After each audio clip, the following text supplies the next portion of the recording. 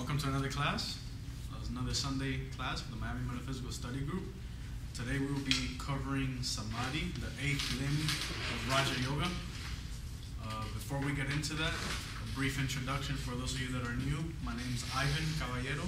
I've been studying under Nehemiah Davis for 3 years now.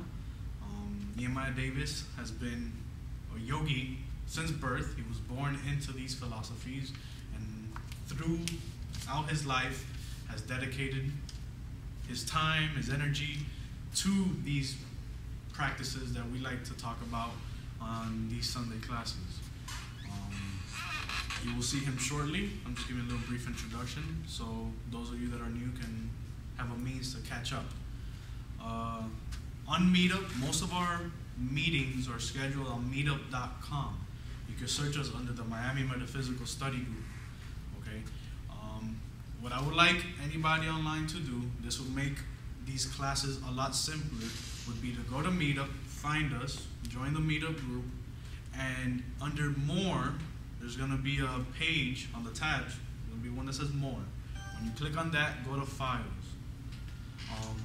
Under Files, you're going to find this document, Class Terminology and Glossary. This will help a lot in your understanding of things we teach here. Nehemiah does like to go back to the roots of these teachings, so he will use some Sanskrit terminology that might confuse you if you've never heard it. So please take the time, go to meetup.com and download this document so you can have a reference point for lots of the terminology that we use on a day-to-day basis. With time, you will just memorize them and you won't need this glossary anymore. But for now, it's a very useful tool in understanding this class. For the last 14 weeks or so, we've been studying Raja Yoga. This is the king of yogas. That's what its Raja means, king yoga. And it is the yoga of mental development. It is this yoga that we use to purify our minds and our bodies in order to raise our kundalini and eventually attain that ultimate state of samadhi, which is what we're going to be talking about today. Just a brief overview of the 8 limbs of yoga. The first limb is yama. That means restraint or control. It is through yama that you begin this path into developing your life and your consciousness and awareness through Raja Yoga. Niyama is observance. Niyama is the practice of adopting a moral standard to your life. No harm, causing no harm to others, not stealing, living a good, righteous life with good thoughts and good actions. That is niyama. It is applied yama. It is where yama again, that's control. Give me a second.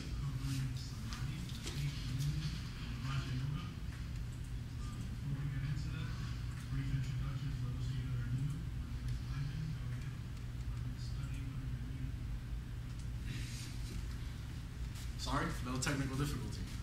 It's been resolved. So again, yama is control.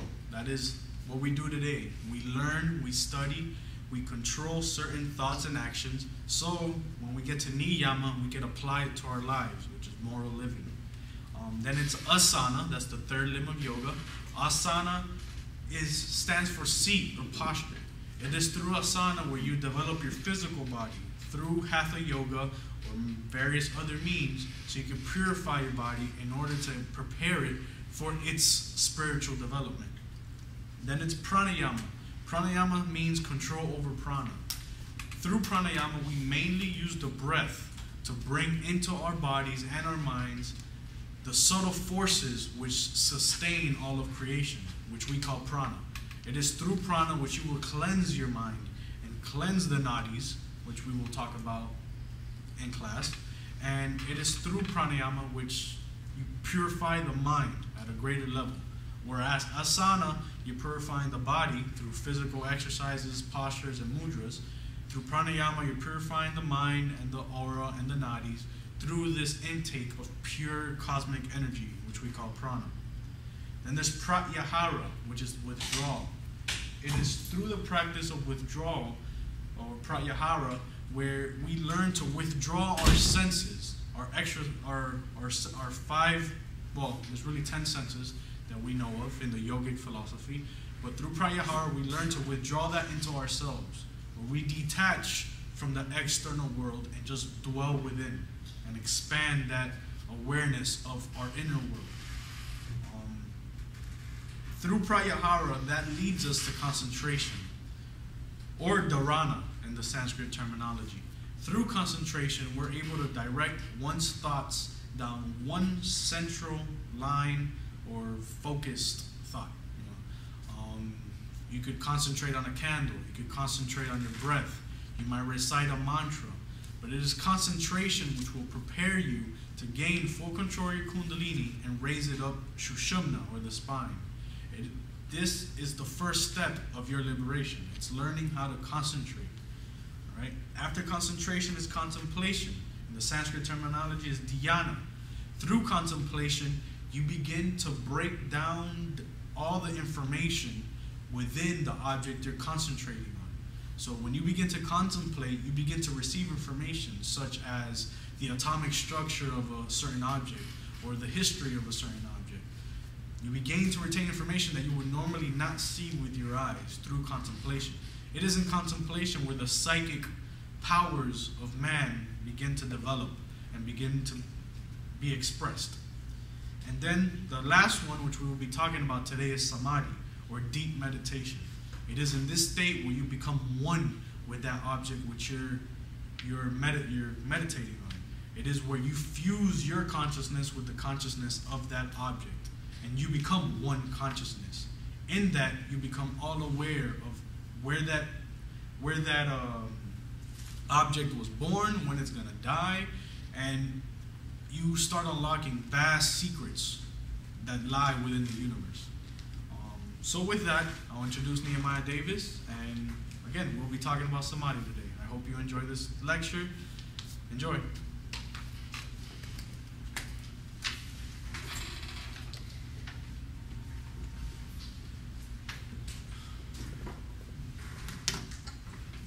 Today we'll talk about meditation.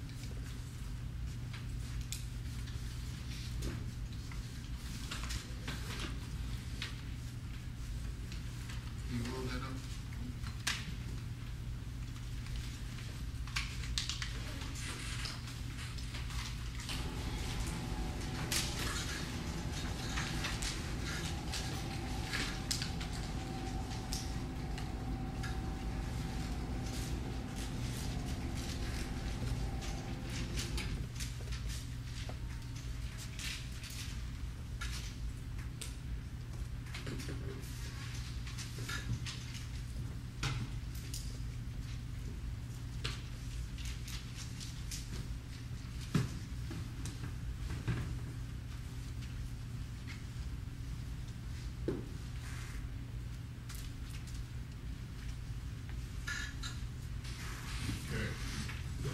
This is the last limb of Raja Yoga. It takes most people lifetimes to reach this level, unless they do a lot of karmic manipulation in one life. Because meditation, true meditation, is extremely difficult to obtain. So most people it'll take them lifetimes. Okay, meditation, like Ivor was describing, is where you concentrate, you bring your concentration to a level where you're able to contemplate. Concentration, remember, is taking your mind down one train of thought without alteration, without interruption, and being able to do it for long periods of time, for hours, maybe 8, 9, 10 hours at a time without interruption. After long practice of doing this, you'll run into contemplation. Contemplation is when the psychic powers come. when you have looked at an object so long, or studied objects so long, that you begin to pick up the subtle information going in and out of that object, about that object, and information that has been placed in that object. You gain the ability of clairvoyance, clairaudience, psychometry, clairsensitive.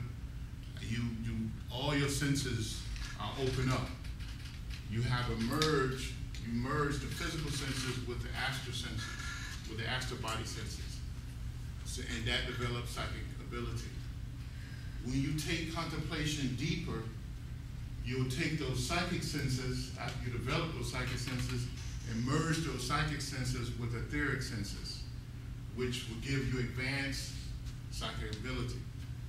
At that point, you have been able to raise Kundalini partially to at least the sex or the solar plexus center, and maybe a little to the heart center. So at that point, you can move contemplation, long periods of contemplation, into a meditative state, and you can begin to partially move Kundalini in order to go into deep contemplative states, which will lead you into meditation. Once you get into meditation, then you become one with that particular object or theme that you are meditating on, okay?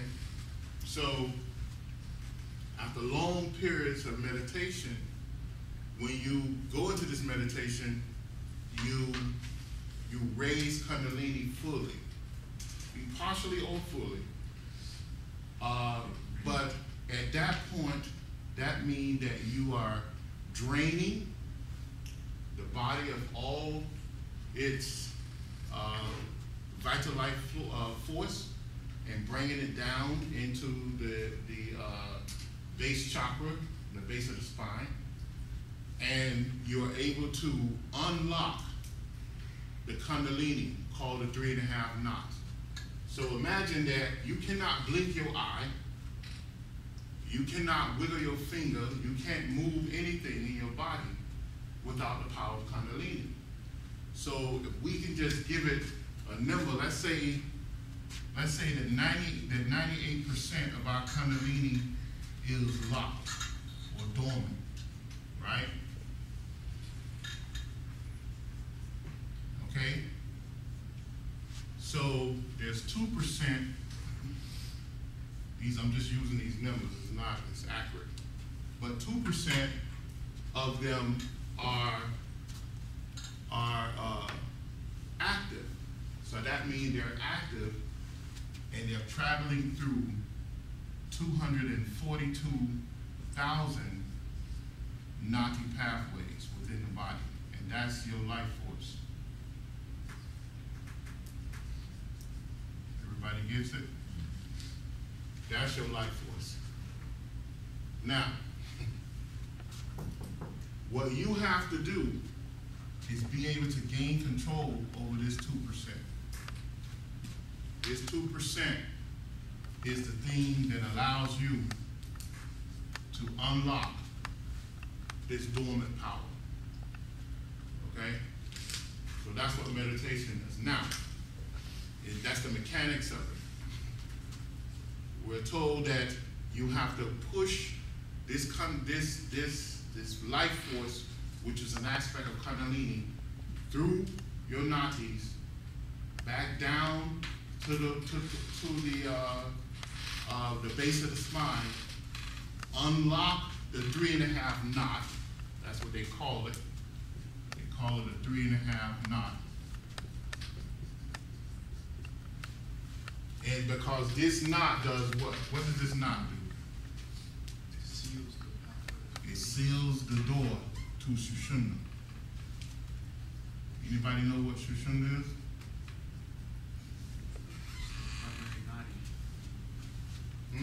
What is Sushumna? Yeah. It runs along the pathways.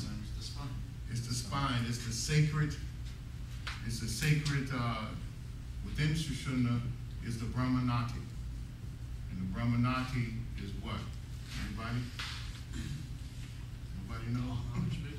Huh? What? Yeah, it's an all-knowledge space. Well, it's the point where the energy flows where? Huh? Nobody knows? What happens in the Brahmanati? It's the primary channel for Kundalini. That's what the Bindu. Yeah, it's a primary channel for the Kundalini, but like we talking about the mechanics. That's where the seed or the Bindu is. But the Brahmanati is where the flow of energy, be it positive and negative, merge and is totally balanced and pure. Okay? It's where Ida and Pingala come together. Huh? It's where Ida and Pingala come together. Ida and Pingala comes together, it becomes one energy, and it becomes a pure substance. So therefore it allows the consciousness to do what? To take on, remember in the beginning, the consciousness, the Shakti consciousness became not whole. So it allows the consciousness to become whole again. And then it moves through this little tiny hole called the Brahmanati, and you have this supreme type consciousness that you experience while in this state. Okay? So in Kundalini, when this happened in meditation, in true meditation, what happens is that all the life force everywhere else in the body, wherever you have removed it from, is dead. You go through a conscious death. You bring about a conscious death by doing this. So you push the Kundalini down, you push this active Kundalini down into the base of the spine, and you activate it, and you can no longer walk again while you're in that state. The legs are dead. You push it out of there, and you push it to the sex center, and everything below the sex center is dead. It's a conscious death you brought about. But your consciousness is active. Your consciousness has expanded. It's expand really outside of the body, everywhere, in a sense. You're connected. You push it to the solar plexus center, and the same thing. Everything below the solar plexus center is dead. You cannot move it. It's lifeless because you're draining the energy. And the more you go up, when you hit the heart center, the heart stops beating. So everything is dead. You bring it up to the throat center, the same thing. You cannot speak. Okay? And so at that point, every time you go to each chakra, your consciousness is activating, it's opening, not activating. It's not only activating, but it's opening that chakra and is allowing you to experience the all-knowledge space at that particular level. So you have tremendous knowledge that when you bring the Kundalini back down to the base of the spine, you can't even begin to tell people. It takes you years to begin to translate what you need to say. Okay, you can tell in spurts. You know, if you're a wordsmith, maybe you can find the words to do it. But if you're not, it takes you a while to learn how to do it. Okay, so tremendous amount of information and knowledge because you connect yourself to the universal mind. So there's an overload of information, available to you. You begin to understand things that you never was able to understand before. So that is the true state of meditation. And that's just a little tiny glimpse. It's much more than that. But what you do, you continue to try to meditate. You continue to go into meditation over and over and over and over again. And then one day you go into samadhi, which is a deep state of meditation. Yeah. Through all this time, what percentage of Kundalini are you using? What you mean? Is it the 2% or you are losing the 4%? No. This is only to just jumpstart. Just start. But once you go in, that's 100% thing. Yeah, it depends on your ability. But once you go into the deeper states of meditation, you'll find that one day you'll go into a deep, deep, deep state, which is samadhi. And it'll be deeper than your original state of meditation. And you will experience God knows what, you know. And tremendous knowledge, tremendous levels of consciousness. You'll begin to see things in different ways than most people see them. You'll understand the world, the solar system, the galaxy. The knowledge is just totally unlocked to you. So it's like there's no way to really explain it. Yeah. Does meditation begin as soon as you start withdrawing Kundalini from the nadis, or is it at a certain psychic center? No. Meditation begins when you can fully move that Kundalini up. Unlock the 3.5 knot and move it up the spine to the sex center. Okay? Or you can do a full rise. To the sex center. Yeah, because in contemplation you can partially move Kundalini. Okay, but in meditation you want to fully move Kundalini. Okay? But meditation is when you go into a conscious state of death. When you put part of your body or all of your body into a conscious state of death. So samadhi is when you have went through meditation many, many times. And then you go into this deep state of meditation, like I said, and you have this expanded information and knowledge that comes to you. You understand the history of the world, the history of the races, you understand what all that stuff means. Not to say that it'll be hard to explain it to other people, unfortunately, because why? Because there's so much misinformation out there that you have to find a way to introduce it to them. All the knowledge that you gain. So after going through samadhi many, many times, you'll go to another state, which is cosmic consciousness.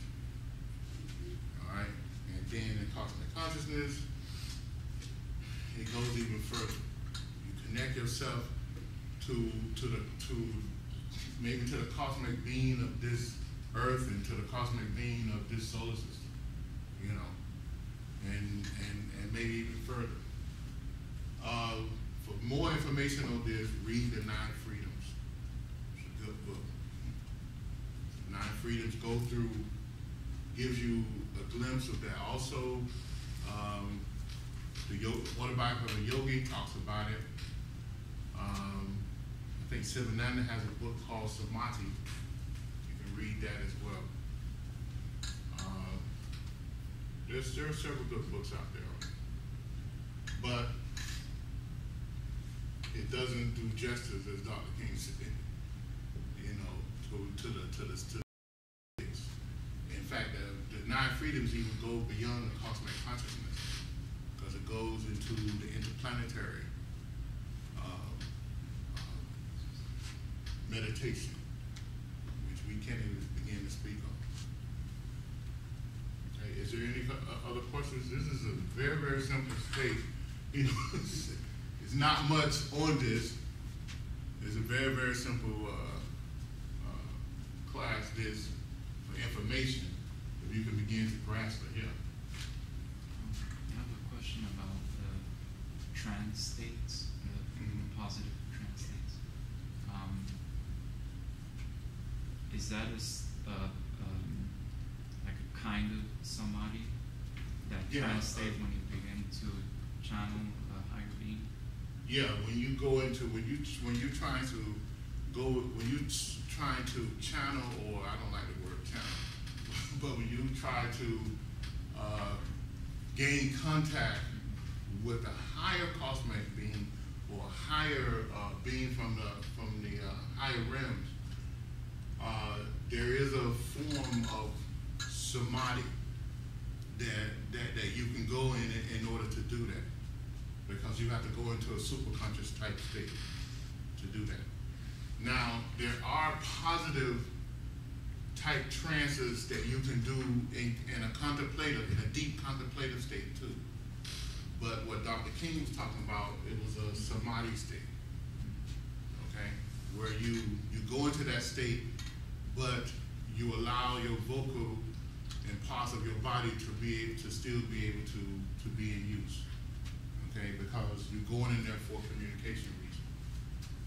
But yes, it's a samadhi, it's a meditative state. But there are positive states that's contemplated, but it's deep. When you say that as you pass a certain level, the bottom level is dead, what do you, is it actually like dead? Is it, there's no pulse or? Yeah. That's why I say go back and read, because I think in the Ramaswamy book, they talk about it. It's a very popular book. He talks about his master. He actually noticed his master had no breath. Yogananda, the autobiography of a yogi, I think he witnessed maybe 2 or 3 masters with this, that went into this state of samadhi and had no breath and no heartbeat. So, yes, there's no breath and there's no heartbeat. Yeah, Vivekananda talks about it as well in one of his volumes. So I mean, it's a known fact that that's what happens. People who actually witness it. Why does it take going through meditation many times in order to unlock samadhi? It's a higher superconscious state. Okay, I went over that a few weeks ago when we was talking about the superconscious, remember? So it's a higher superconscious state. And just like I said, when you begin, even in concentration and contemplation, right? You go and you begin to be able to contemplate, and then your psychic eyes will open up. That doesn't mean you can just go out and start diagnosing people, and it doesn't work like that. Because you don't know what you're looking at. So I mean, you have to be practical about it. Let's say a person who, I mean, you read stories about someone who was blind and all of a sudden they can see, and they have no depth perception. They still stumble around. They have to walk with shades and still with a cane for a period of time until what? Until they develop that sight. All right? Until they coordinate their sight with their hearing, their smell, their taste, their coordination, their balance, the equilibrium. They have to do that. So it's the same thing you have to do when you begin to develop your psychic senses. Okay? You have to develop them. You cannot just go and take off a shirt and start flying through the air like Superman. I'm sorry. It's cartoon, but it takes time. And be honest with you, you get sick. you get sick mentally, physically. I mean, all these things begin to happen to you. It's not a pretty sight, because you have to adjust yourself to it. You don't want to be around no one. You don't want to be around the world, because you get hypersensitive and you cannot stand it. You cannot stand to be around other people, until you gain control over those senses and begin find the balance that's needed. So it's not that simple. It's not like, you know, you just get this and now you can do it. No. It takes a while to actually be able to use it effectively.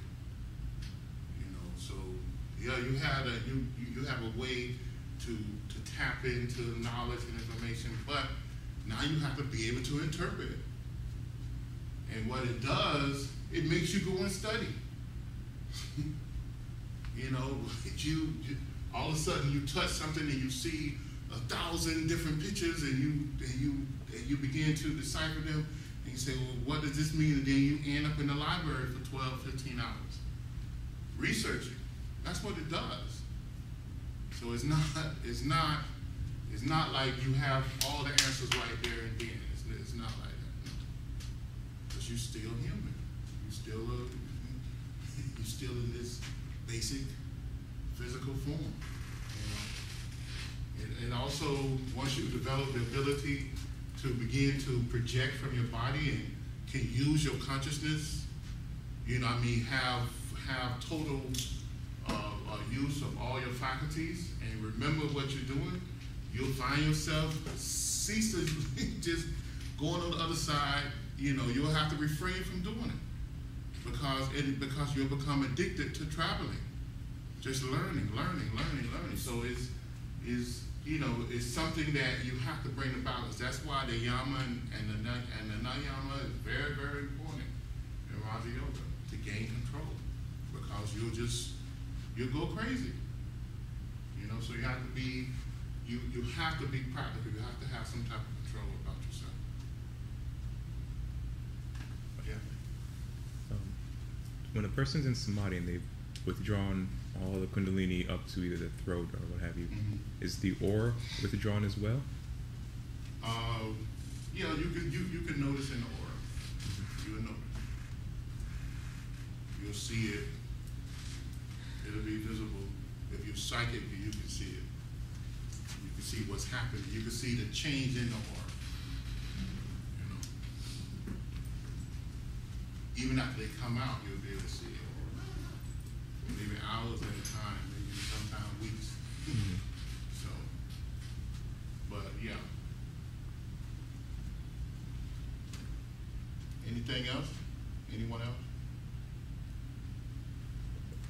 Yeah.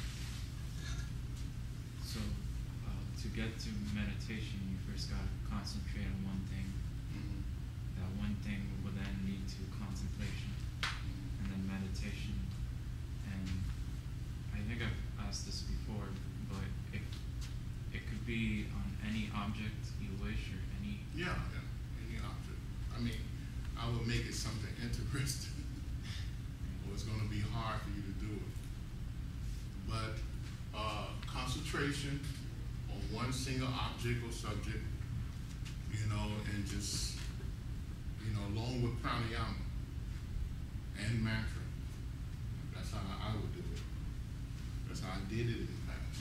So concentrate and focus on that and learn to do it for long periods of time and without interruption. And that will lead you into states of contemplation. When you notice the contemplative state is coming around, it's not a sleepy state, it's a very active state. You'll begin to see all type of things. You'll begin to experience all types of psychic stuff. Now, like we're told, if you're concentrating on something, if the psychic sight is not pertaining to what you're concentrating on, you have to dismiss it and keep concentrating, because you have to learn to battle through that. Because even the psychic sight will become an obstacle for you gaining greater levels of concentration in order to contemplate and eventually meditate. Okay, so you have to stay focused, but it will begin to merge your senses as you sensitize your body. See? Another thing, I think I told you all this before. Let me see who remembers. If we like to draw sometime, I'm just going to draw a stick man. Just because I want to do it real quick. But what happens if this is you, right, and you're concentrating, right? I want you to tell me what happens to your aura. It takes on the shape of the thing you're concentrating upon. Yeah, but more than that. You link your aura links with what you're concentrating upon. We're talking about concentration, right? Concentration, yeah. What happens to your aura? Begins to smoothen out. No. What? Who said what? Begins to smoothen out. Yes. So what does that do for you? Huh? It allows. Your aura in the beginning is what? What is this called? Maharishi.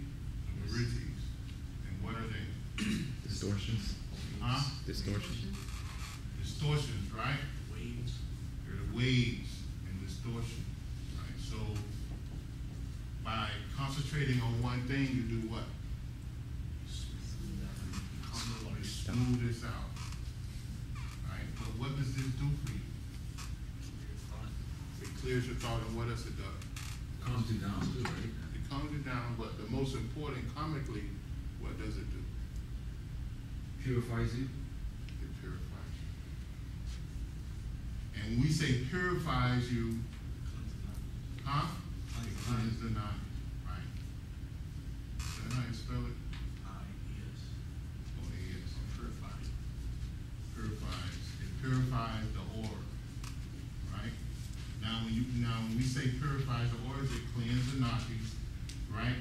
And most important, what it's doing is rewriting, right? Your what? Huh? Some scars. Your karmic pattern.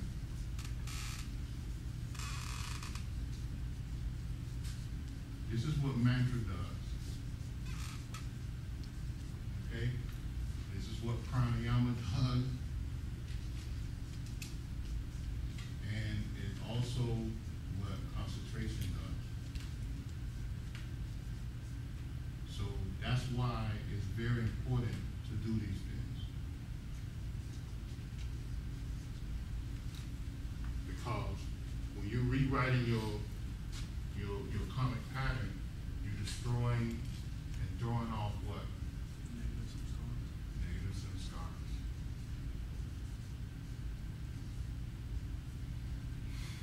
So that's why this is very important. Okay, everybody understand that? Okay, so some people say, well, why do you want to sit up and just chant something? Because that's what it's doing to you. It's burning up the negative karma that you built up over lifetimes. And mantra is one of the best ways to do it. Because everything has a what? A sound. Everything lives by a sound. If something's not making a sound, then what? Most likely it's dead. It's inert. Right? It's very little you can do with it. But when it makes a sound, then we found what? That you can mold and shape it and do a lot of stuff with it. You know, so that's what you're doing with the mantra. You happen to rewrite your karma, your karmic pattern. So the mantra have a way of spinning the aura, just like a centrifuge. What happens when you put something in a centrifuge? When you take a vial of blood, everybody's seen that, right? It separates, right? So that's what's happening. You're destroying, you're separating, you're throwing off the negatives and scars that have built up in this life and lifetimes before. So that's why it's so good to practice concentration, pranayama, and mantra, and prayer. Prayer does it too. Prayer does it too. Okay? The mystic form of prayer, it does it too.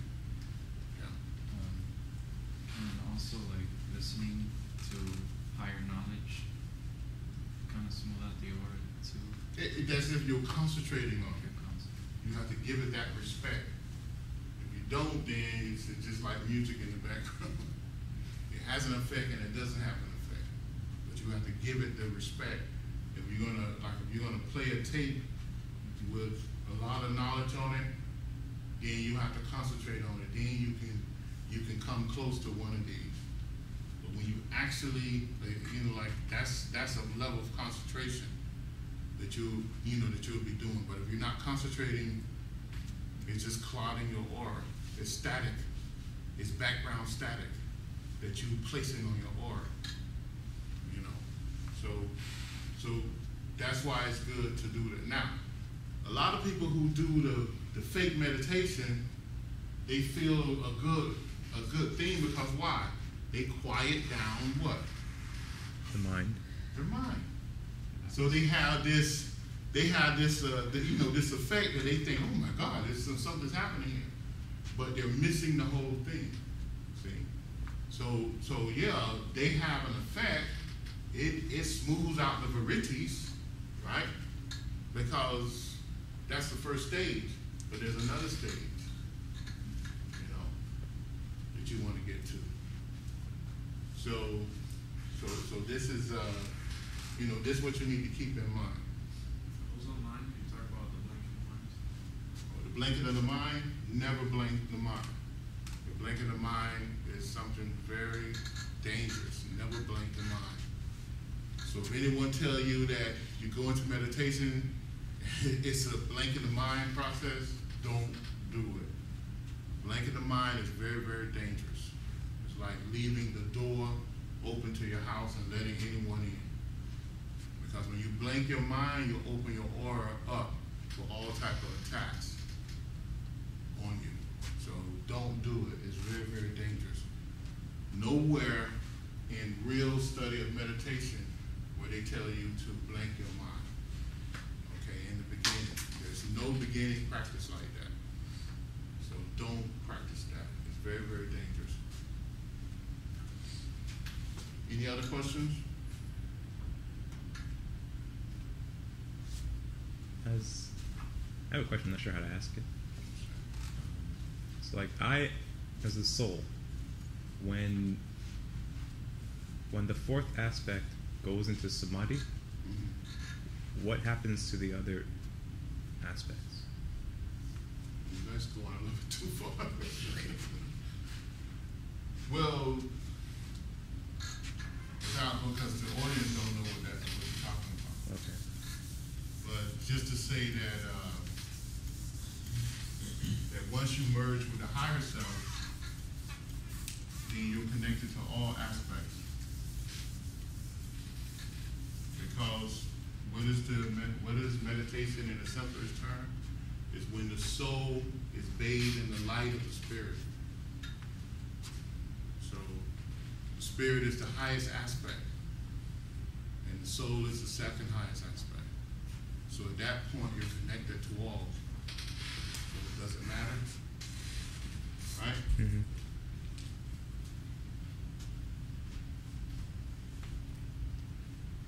Any other questions?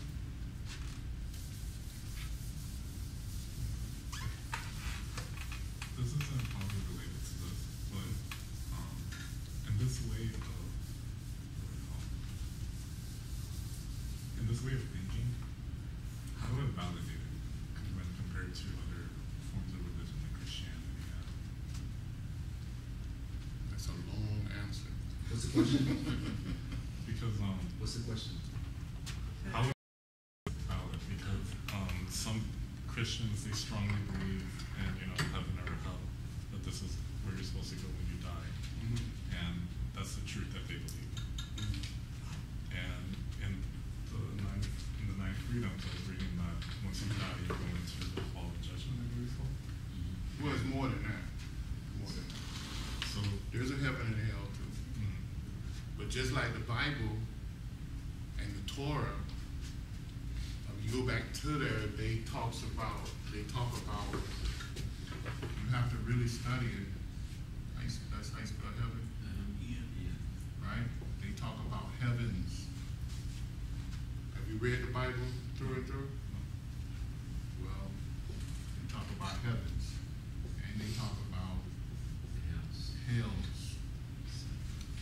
and they talk about coming from hell to go to heaven. Go back and read it. You have to study it. There's nearly 1,300 pages. It talks about it. Now, of course, if you're an academic type mind, go and study. What you'll find that there's 30,000 mistranslations in the Bible. I think that was in the British Botanical Encyclopedia. I read that way back in the 80s sometime. I remember the exact page. It was page 767. Because I was shocked that it was there, that they said that. So, but it's true. You know, there was 30,000 mistranslations in the King James Version. And when they tried to do something about it, they had this political, thing with the church thing. Even the Catholic Church believed in reincarnation at one time. And they took that out of the church. So, I mean, if you need to validate it with us, you need to validate it with them too, because they have evolved into where they are because of political power, wanting to have the control over, and unfortunately, that's what it is. You can go to any library and read these accepted academic literature like encyclopedias, and they'll tell you that. They don't hide it from you, so it's true. Okay. Now, although I don't believe everything in ancient aliens, I think they get close to it, but I'm surprised that they have a show that speaks so openly, because the Bible is one account after one account after one account of what? UFO sightings. And you have to read it in that light. Because if you read the story of Elijah and Elisha, when Elijah went up in the chariot of fire, they didn't describe no chariot of fire. They described a vehicle with proportion. Some type of, just go and read it. It's right there. So, and then when Moses was going across to the promised land, they kept talking about this host of heaven dropping food. I mean, from a child, when I read that, I said, wait a minute, that's a flying vehicle. When Joshua had to fight his battle and the host of heaven came to help him, those metallic type, they described the host of heaven as some type of metallic type thing. So it's just over and over and over. I mean, those things are there. They're in the Bible. They're in the Torah. Then when you go to the at least the Vedas and the Upanishads, they just openly tell you, that these were flying machines. Star of Bethlehem. I mean, that's no, it had to be a flying vehicle. It was no planet. So, I mean, all those things is just verifiable through common deduction and logic and understanding. It's just, and you got to go back and read them in that light, and you'll say, wait a minute, they didn't have the ability, they didn't have what I had. I've seen these things or something near that, but what they describe, is something modern. So yeah, I mean, in the Bible, they talks about heavens, they talks about more than one hell. I think when Jesus talked about his Father, I think he's talking about his higher self. He's talking about some type of high level of consciousness. You know, I mean, you just got to go back and read it like that and understand it like that. And there's a mystic side to the teachings, and like I said, the teachings they altered the teachings in order to rule over the people. And that's in any encyclopedia you go and read. That's legitimate. They're going to tell you that. You know, and the 47 scholars that put it together, Shakespeare was one of them. He was no religious scholar. You know, they were not religious. They were not. You know, they had no real biblical or relations or nothing. They were just scholars, and they did it because the king needed it done. You know? So those things it's just known. I mean, I don't know if you really went into that and studied Christianity for what it is now.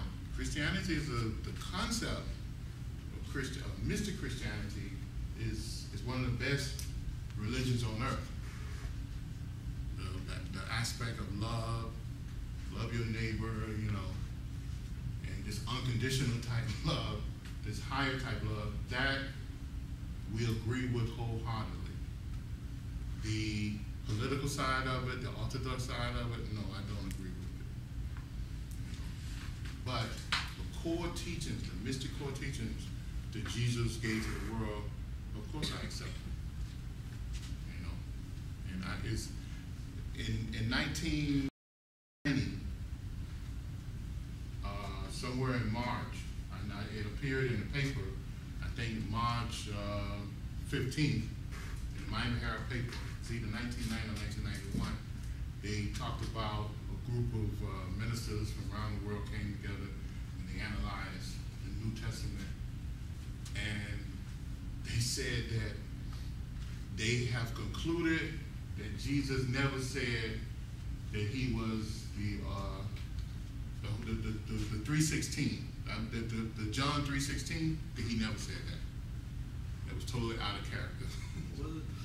Huh? John 3:16, that he's the Son of God. I'm the way, the truth, and the light. Yeah. See, so they said if you read through all the Bible, that verse did not belong there. And these were ministers. They were evangelists. They were all these different faiths and that of different faiths of Christianity, scholars.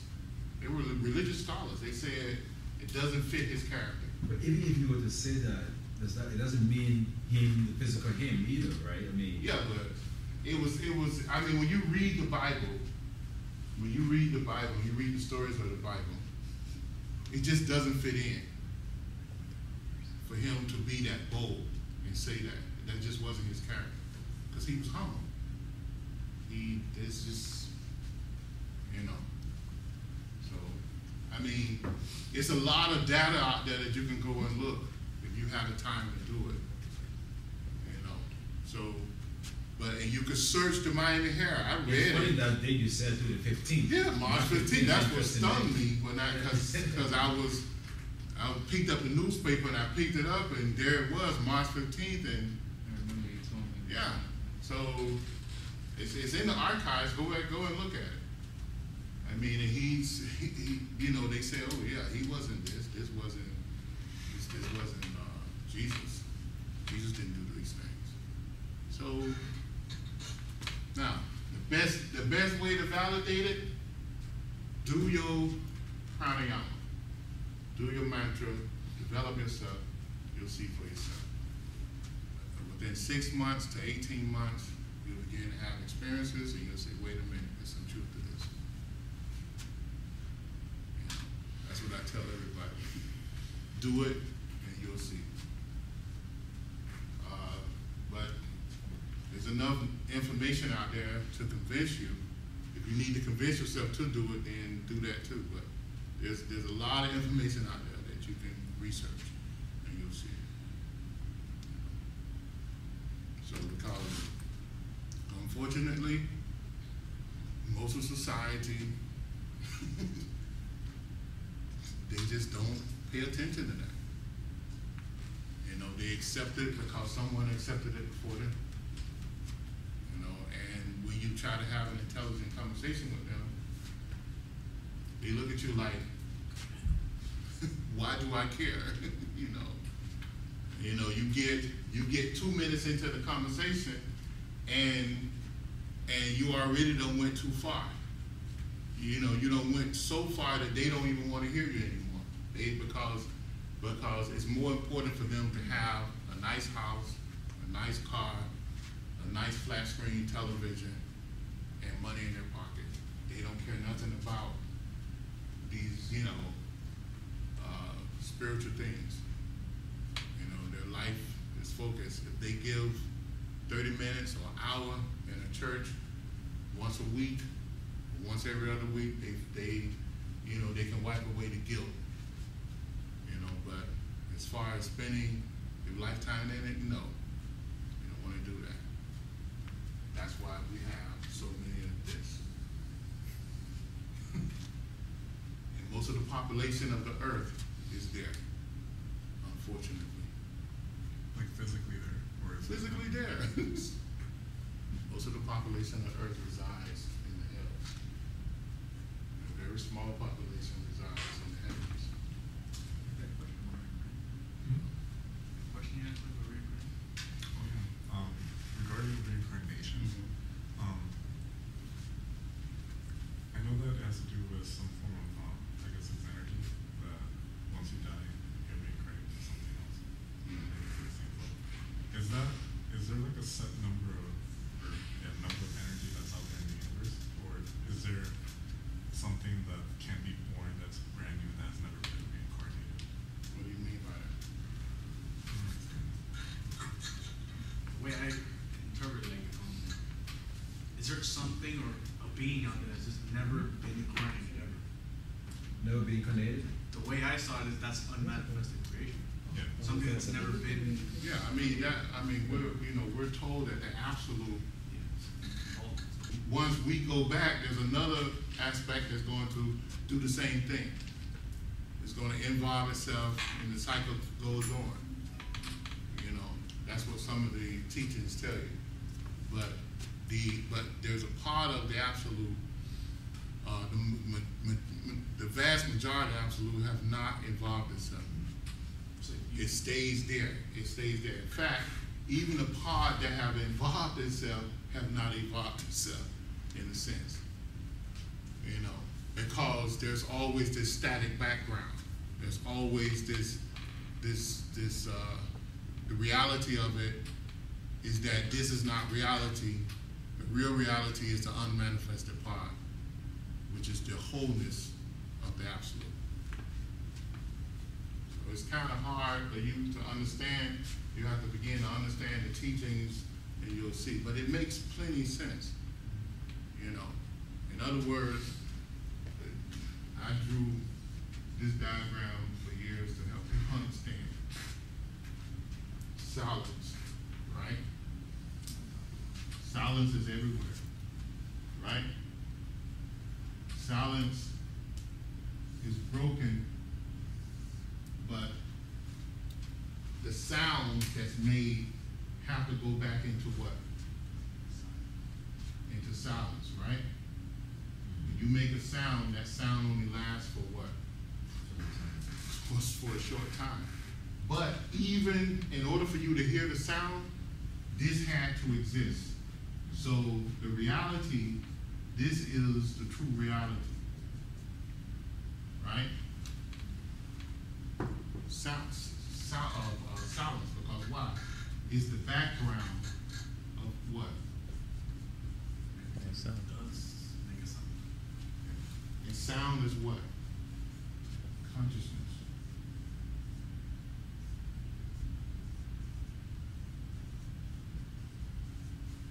Now, throughout mathematics, if you, especially in fractions or anything, you need what? A common what? A common denominator. Right? this is constant. This change. See? So God is constant. See? Everything else is change. But it's never the whole. It's always a part of it. See? So the constant reality of all life is God. It's absolute. And that's the common denominator with everything. But once in a while, we have a burst of sound, which is a group consciousness, which is creation. But the constantness, just like the night sky, is always there. See? So you're saying that sooner or later we're all going to go back to? We'll all be gods. We are gods. That's in the Bible too. Ye are gods. I think it's somewhere in either in Corinthians or Acts. I remember reading it. I was like 13 years old. Ye are gods. It's there. Be still and know ye are God. I think it was written by Paul when he was describing something. So it's there. So, He said we live and move and have our being within what? Within God. You know. So everything is God. Even the hells. It's an aspect of God. Nothing's outside of God. so even, well, because right now I'm reading the Nine Freedoms, and there's a passage in here that says the law of karma has stated this, and it cannot ever be revoked because it is God. Yes, it is God. Because why? Because in order for this to exist, it has to exist within what? Framework. A framework. Right? Of what? Law. Of law, which is common. All this means common. Because why? Karma represents what? Huh? What did I do? Put 3 A's. Oh. This represents what? Law of action. Huh? Karma is what? Action. No action can take place without a framework of law. Just sustains the action. Yeah. Well, it can't take place without a law. Yes, it's yeah. Right? It can't. Everything has a law to it. If I had a ball that was full of air, I can calculate what it's going to do because why? There's a law. It's going to bounce off that concrete wall. But if I had a ball that was lead and I could put enough force behind it, what's going to happen to it? It's going to go through the wall because of the law. See, everything is governed by a law. Everything is governed by law. The reason why we're not floating up in the air is because of gravitation, right? That if you weigh 150 pounds, there's another 150 pounds meeting you on the ground. There's a pressure that keeps you here. So that's gravitation. So you're not going to float away. Remove the gravitation and you float away. You know, so everything is governed by a law. Everything. So within that, within every action, every sound, every level of consciousness is the law. It cannot happen without the law. So the law is God. Simple as that, it's God. Okay, so karma is the law of God, and God is the law. It's just like in every book, in almost every holy book, it said God spoke the word, sound, right? And the word was God, right? And creation came about. So that's in most of all the books. So that's what that meant. It was a scientific formula, that's all it was. Another name for sound can be creation. In Sanskrit, it's Vak, Nata, and Sata.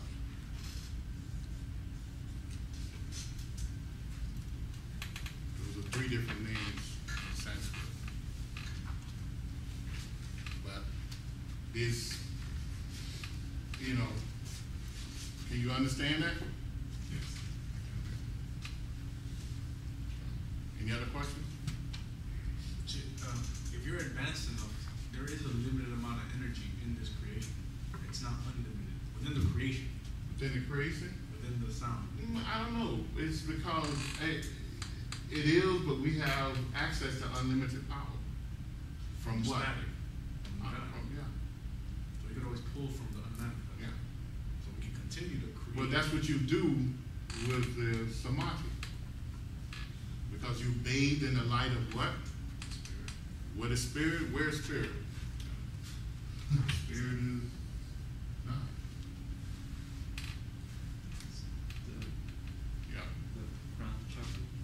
Well, the crown chakra is not spirit, but the crown chakra is the highest level because there's even chakras above that.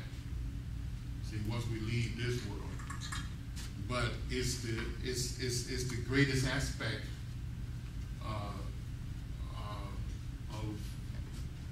of reality for us on this planet.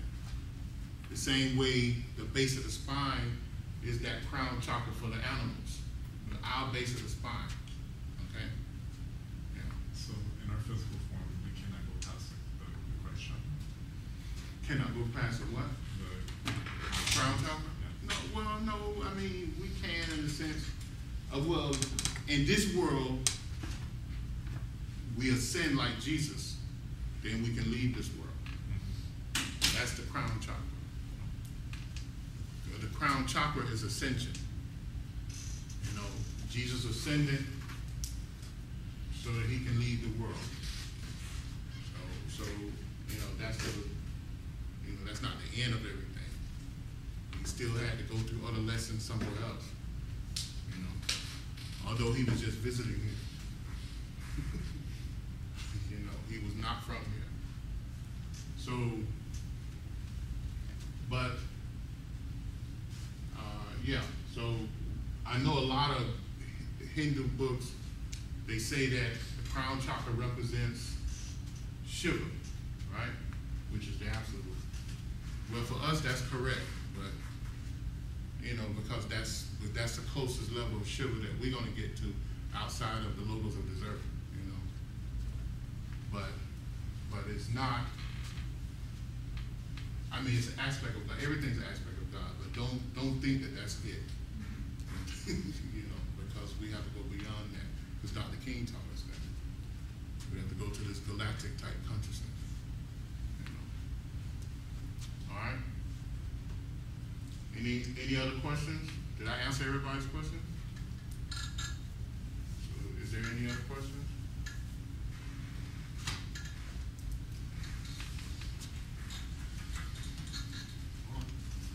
There's no other questions. I mean, you don't have to ask questions about this, you can ask questions about anything. All right. Close out.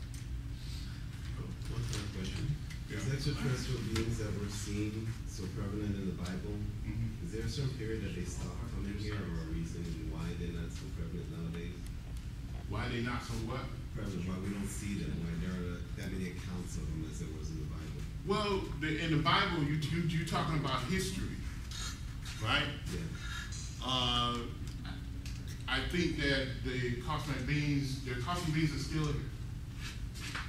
You know, and in the future, then they'll talk about it. You understand what I'm saying? Because in the Bible, when Jesus was here, the whole world didn't know he was here. You know, when Buddha was here, the whole world did not know Buddha was here. You know, I mean, it could be cosmic masters here right now, and we don't know about them. But later on, maybe our kids, or maybe we'll come back in as a child and we'll read about it. You know, but of course, you had Zoroaster, Sri Krishna. You had so many that was here. We believe that Gandhi, Mahatma Gandhi was one. You know, Larry Massey, Sankarachara, Ramakrishna. You know, A lot of these were cosmic beings that had came here just in the last 150 years and did a lot of work. You know, so yeah, I mean, they're here, but a lot of us don't know about it because they do their work in secret. And then after they die, their followers say, yes, they were or you just see the signature. Yeah, the fruits of their labor. Yeah. So yeah, I mean, it's just, when, unfortunately, even when Jesus was here, although he supposedly had fed the multitudes, he only had a handful of followers. Look at Dr. King. Huh? Yeah. Dr. King, how many people know about him? Yeah, Dr. King. I mean, just a handful of followers. Jesus had a handful of followers, and but it was his followers that made his name known around the world. But really, when you look at it, he just had 12 disciples. Okay, and let me say, how about the signs that you see in the Bible? The burning bush, the parting of the sea, how come those aren't seen? I think they are. They're just not publicized. I think some of those things are still happening. It might be happening on a more technological level. I think even those things happen on a technological level. Parting of the sea, I think because when you read the story, there was a host of heaven up there, so there was these UFOs and flying saucers that helped them part the sea. So Moses gave the signal and they parted the sea. Like you said, Nehemiah, a lot of times afterwards that people learn about it. Yeah. A lot of times it's probably happening now, but yeah. I think like if you read up the story, I don't know if you read up on that their society. Well, read up on them. They're doing a lot of stuff. Dr. King just recently passed away in '97. We believe he was a cosmic being. And the fruits of his labor show all the stuff that he did. Miraculous things. Miraculous things he did. And some of the people who witness it, can you go and sit down with them, they'll be happy to tell you. All the things that he did. And the power that he demonstrated in his presence. So it's people here, but you just don't know until it's too late. tarry here. Huh? I just thought about it. It's the person that tarry here and the light doth come, and then when they're gone. Yeah. Yeah, and they're not glory seekers. Right. No. They're not searching for the limelight. They're here to do a mission. Their time is limited. Their energy is limited, and they just got to do what they got to do and move on. They're not here to kick up dust so that everybody can see them. Any other questions?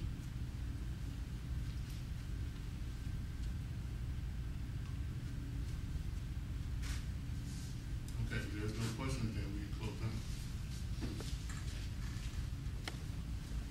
Thank you to those online for tuning in.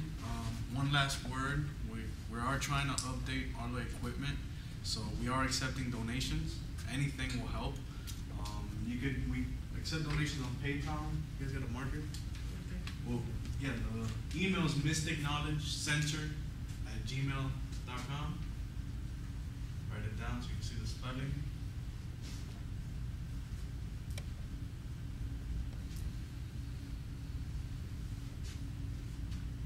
It's a long one, I know.